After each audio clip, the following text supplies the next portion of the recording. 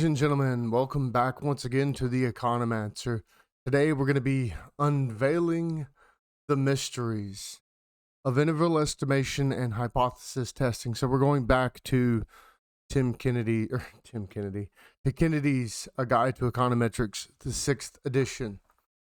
So, in the grand tapestry of econometrics, weaving the threads of statistics involves not only the raw coefficients, but also the contours of confidence intervals and the silent whispers of hypothesis testing. Today, we journey into this intricate network, exploring the unseen landscape within our data. So, the dance of the single hypothesis, the t-test. So, the OLS estimator, our trusted compass in the data-driven realm, births estimates dancing in a joint normal distribution in repeated samples. These estimates, our beta hats, are linked in an intricate ballet, their movements echoing the covariance matrix. Think of it as a symphony, an orchestra where each instrument, or beta J in this, plays in harmony with the others, producing a masterpiece with mean beta J, if we assumed an unbiased OLS, and variance equal to the jth diagonal element of the variance covariance matrix of the betas. That would be that var beta j is equal to the summation of j and j. So this matrix, like a mystical crystal ball, holds the key to the relationships between our estimates. It tells us how much each estimate would dance differently if we reran the tapestry of the data, weaving in a new collection of information. The true disturbance of the variance, which is sigma squared, is an elusive specter. Hence, we replace it with our humble approximation of sigma hat squared. Armed with these mystical insights, we derive the t statistic, which is t is equal to beta hat j minus beta hat, or minus beta j, over sigma, or sigma hat of j. Here, the sigma hat of j represents the standard error of the beta hat j, so the root of the jth diagonal element of the estimated variance covariance matrix of the beta hats. This statistic is our guiding light, the beacon we compare to a scroll of critical values to draw conclusions. So, the conclave of hypotheses. We have the F-test. So at times, we find ourselves in the midst of a more complex dance, one that involves testing multiple parameters simultaneously. Imagine wanting to ascertain if beta 2 and beta 3, where beta 2 is equal to 1 and beta 3 is equal to 2. This isn't as simple as conducting two independent t-tests, right? To solve this puzzle, we must invoke the spell of the F-test. So in this magical incarnation, we have the root squares of r and u, respectively, the residual sum of squares for the restricted and unrestricted models, respectively. We have j, this stands for the number of restrictions, 2 in this instance. So n is the number of observations, and k denotes the number of predictions in the unrestricted model. The degrees of freedom are j and n minus k. So, adding more variables to a model is like adding more ingredients to a potion. It can improve the potion's effect, but too many ingredients can spoil the brew. The F-test, like a master alchemist, allows us to test if an additional variable truly enhances the power of the model. If the F-test proves significant, it suggests that the more complex potion is superior. If not, we lean towards the simpler concoction, thus honoring the principle of parsimony. This is an unbelievably important part of econometrics that a lot of people leave out or don't explain in early levels of the F-test or early levels of statistics and econometrics when it comes to the F-test, at least in my experience. So this is something I think is very important. So interval estimation for a parameter value. So in the mystical land of econometrics, a confidence interval serves as a protective circle for a value. For our faithful beta hat j, we conjure up a confidence interval using the t-table and the square root of the jth diagonal term in the variance covariance matrix of the beta hats. This circle, this boundary will guard the true value of the beta j in a certain percentage, say 95% of samples. Granted, we hold an efficient estimator in our arsenal. And it would look something like this. That is what a confidence interval looks like. Now, when we ascend to higher dimensions, our protective circle morphs into a protective sphere, a confidence volume encapsulated by an ellipsoid, which is that. And when we ascend even further, we craft a protective hypervolume that resonates with the critical value of the f-test. Now, we have to have higher dimensional considerations. So, like a magical tome that reveals new secrets as it is read, our confidence interval expands as we and evolves as we venture into a higher dimension or a realm of higher dimensions. For our trusty beta hat j, we conjure up a protective boundary using the t-table and the square root of the jth diagonal term in the variance covariance matrix of the beta hats. This magical ward, this boundary as we discussed, will guard the true value of the beta j in a certain percentage, again, of 95% of our oracular readings, granted that we equip this magical tool. But what we have to understand is when we step into these higher dimensions, the protective boundary becomes a protective volume enclosed by an ethereal ellipsoid, and we ascend even further into these mystical planes. We craft a protective hypervolume in sync with critical value of the f-tests. Why would we, humble economancers, want to venture into such bewildering heights? Well, the answer lies in 4 powerful truths. Mastering the dance of multiple variables. In the vast, twisting labyrinth of the real world, the phenomena we seek to understand are often influenced by more than one variable. So, predicting the price of a castle, for example, might depend on its size, location, age, and many other factors. Each of these is a separate dimension in our mystical exploration. As we handle multiple variables, we naturally find ourselves journeying through higher dimensional realms. No, wrong way. Go back. Okay. So, deciphering the cryptic relation. So, at times, the ties between variables are tangled in an intricate dance. There may be interactions between several variables that impact the outcome.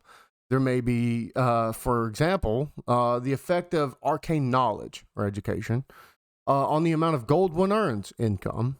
Might change based on the region of the realm they reside in. Studying these high-dimensional protective volumes help us untangle these complex multivariable dances. Now, if we want to harness the power of these advanced spells, as many modern statistical and machine learning spells inherently beckon the wisdom of higher dimensional thinking.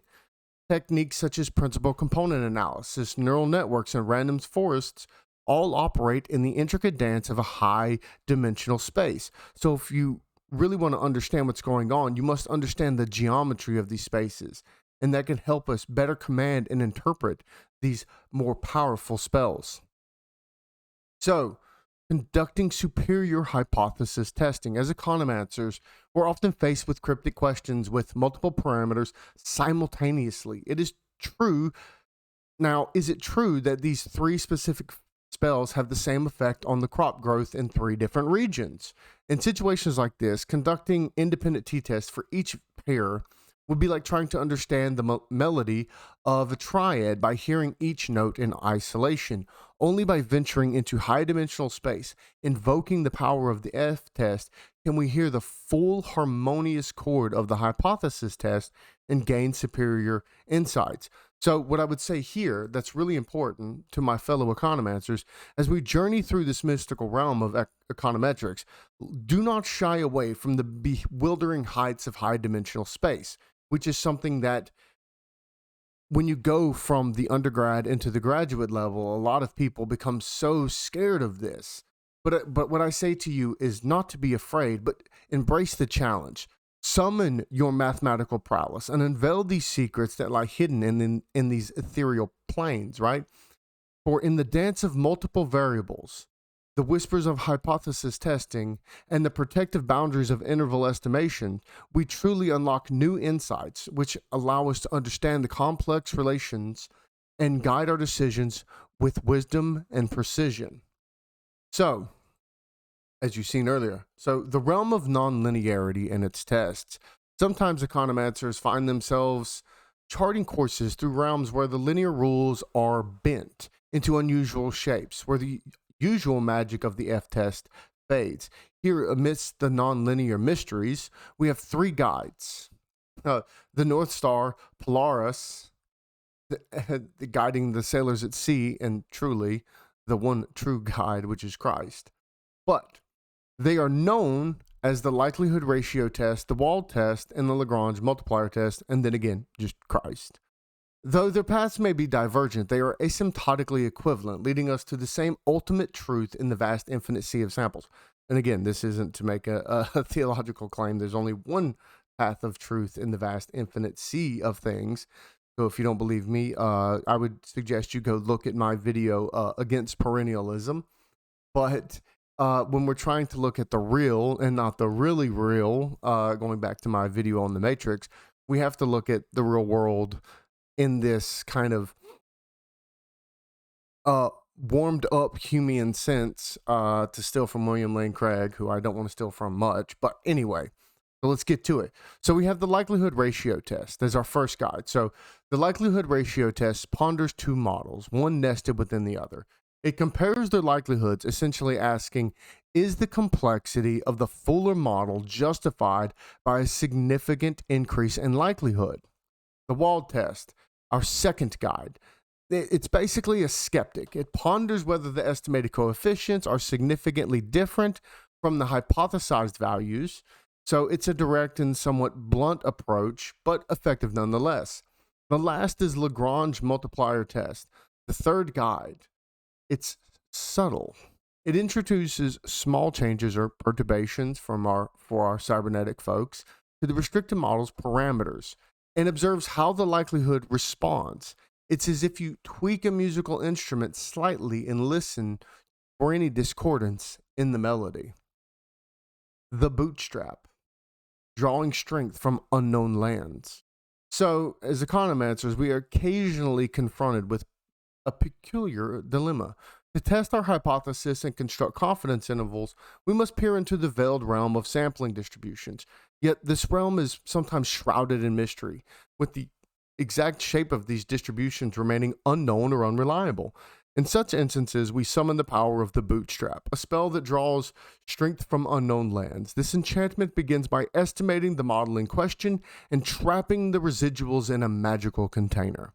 Then, through a process known as Monte Carlo study, we use the estimated parameters as if they were the true parameters, treating the actual values of the explanatory variables as fixed stars within the firmament. During this computation, we pull errors from the original residuals containers. However, rather than just drawing just once, we do so with replacement, creating a shuffled mirror of the original realm that reflects all of its unknown properties. This spell, my fellow economancers, enables us to peer into the heart of uncertainty and extract meaningful and reliable insights. Now, with that being said, understand that bootstrapping does not fix all your problems when it comes to this, but it is unbelievably important for stuff like dealing with heteroscedasticity. The bootstrap is the best way to deal with heteroscedasticity. And there are numerous ways to bootstrap and numerous points of bootstrapping. Again, when you move into panel data, bootstrapping becomes very important, especially when you're looking at clustering by I values. But I digress.